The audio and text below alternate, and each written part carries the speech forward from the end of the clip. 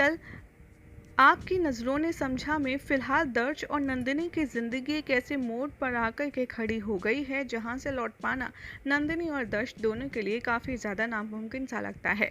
आज रात के एपिसोड की शुरुआत होगी राजवी के साथ, जो दर्श को शोभित की सगाई के बारे में बताएगी। वो कहेगी कि दर्श शोभित की भी शादी होने वाली है नंदिनी की छोटी बहन गुण के साथ। राजवी यहाँ पर दर्श से कहती है तो तुम तैयार हो ना, तैयार हो जाओ अपने छोटे भाई की शादी के लिए भी। दर्श ये सुनकर बहुत ज़्यादा शॉक हो जाता है।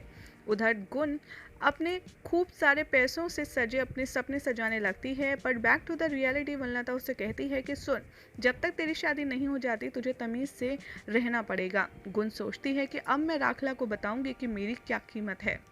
उधर राखला निराली को कहेगा कि गुण बहुत ही ज़्यादा खतरनाक लड़की है, उसने तुम्हारे सर पर चोट मारी है।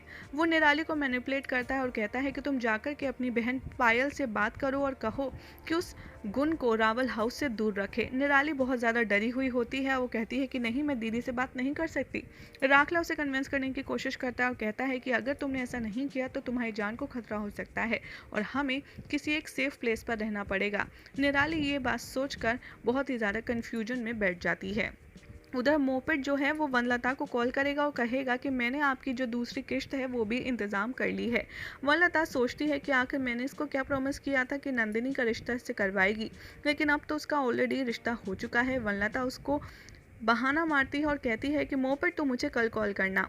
तभी दिखाया जाएगा कि दर्श नंदिनी से मिलने की सोचेगा, वो उसे कॉल करेगा लेकिन वो कॉल पिक नहीं कर पाएगी। दर्श सोचता है कि नंदिनी की बात जो मैंने सुनी थी उसकी बहन के साथ, वो तो शादी के लिए राजी है ही नहीं, तो ऐसा क्या है जो उसने ये शादी के लिए हाँ कर दी। कहीं नंदिनी को ज़बरदस्ती किसी प्रेशर में आकर के मुझसे शादी तो नहीं करनी पड़ रही। उधर दिखाया जाएगा कि नंदिनी अपनी बहन बंसुरी से बात कर रही होती है। वो कहती है कि दर्श साहिब बहुत ज़्यादा अमीर हैं, वो कोई भी और अच्छी लड़की से शादी कर सकते हैं, लेकिन मैं उनके लायक नहीं हूँ। बंसुरी कहती है नंदिनी, तू बहुत ज़्यादा खूबसूरत है, राजवी जी ने शायद इसीलिए तेरे में कुछ देखा हो, तभी उन्होंने अपने बेटे का रिश्ता तेरे से करने के लिए सोचा। साथ में वो शेयर करती है कि कहीं ऐसा तो नहीं है उन्होंने ये समझ ही नहीं पा रही हैं कि आखिर तेरे रिश्ते के साथ साथ उन्होंने गुनबैन का रिश्ता भी क्यों मांग लिया। ये तो मेरी सोच से बाहर की बात है। उधर नंदिनी सोचती है कि इस बारे में मैं राजवीर जी से बात करूंगी और उनको खुद बताऊंगी कि मैं दर्श साहिब के लिए एक अच्छी लड़की नहीं हूँ। उधर दिखाया जाएगा कि दर्श नंदिनी के घर की तरफ आ ही रहा होगा, तभी मोपेट उसे देखकर बहुत ज़्यादा भड़क जाएगा। वो कहेगा कि अब मैं इस दर्श को सबक सिखाऊंगा। आंखें नहीं है लेकिन फिर भी नंदिनी के आगे पीछे घूमता ही रहता है। उधर मोपेट दर्श के आगे पीछे पटाखे छोड़ देता है, जिसे सुनकर वो बहुत ज़्यादा घबरा जाता है। उसकी हेल्प के लिए नंदिनी भागकर आती है और सारे पटाखों को पानी डाल करके बुझाती है और दर्श जैसे ही गिरने वाला होता है वो उसे पकड़ती है और दोनों एक दूसरे को हक कर लेते हैं, जिसके बाद दर्श को एहसास हो जाता है कि उसकी जान एक बार फिर से बचाने वाली कोई और नहीं बल्कि उसकी अपनी नंदिनी ही है। ये देखकर मोपेट को बहुत गुस्सा आता है। वो कहता है कि नंदिनी कहाँ से आ गई आखिरकार। और उधर मोपेट के दोस्तों पर नंदिनी भड़क जाती है और कहती है कि ये क्या तरीका है वगैरह वगैरह।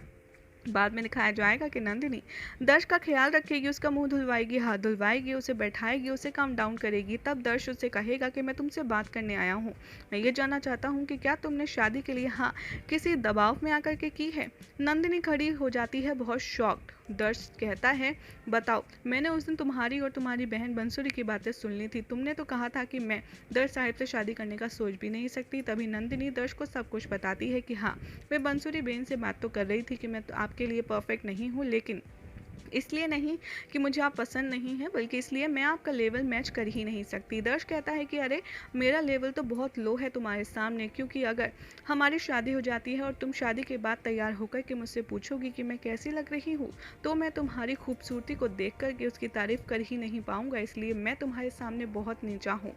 नंदिनी ये जवाब सुनकर बहुत ज़्यादा शॉक में आ जाती है। यही हो जाएगा आज रात के एपिसोड का एंड।